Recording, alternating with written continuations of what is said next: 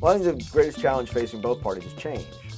Um, it's fundamental change. Look, you can live in a lot of moments in American history where the world you're born into and the world you govern are not that vastly different. And they're always different. 30 or 40 years pass, things are going to change in a country. But that said, you can if you were born at a certain point in the 20th century after the Great Depression, and you were governing in the 1960s or 1970s, the economy was pretty much the economy it was supposed to be. It was run by an industrial engine. The world was still divvied up among states who did menaced each other only, or signed treaties and didn't menace each other. I mean, the world was pretty much the one.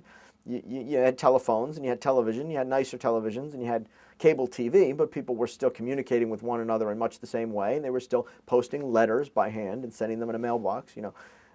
And then you have a moment like this where the world is just vastly different than it was 30, 40 years ago. And in a sense, we're caught between moments, right? We're in between this industrial age and what comes next, because we still have vestiges, one foot in the past, vestiges of the past, and one foot there, and one foot in the future. So the challenge for the Democratic Party or any party is to lead the way into that future, is to articulate what government, and the economic engine and foreign policy of a country are going to look like in the era where none of those things are operable anymore, where the economy is not industrial driven, where people communicate with each other all over the world in a flash, right?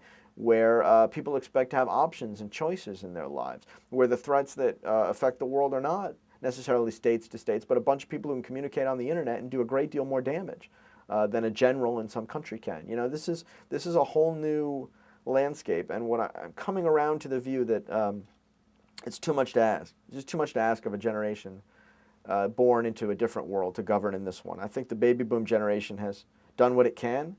I don't indict them as selfish, worthless people. I just think it may have been just too much to ask a generation born in the 1950s to figure out how to govern in the year 2007 or 2008. And I'm coming around to the view that leadership and real change and real evolution of government will have to wait for another generation.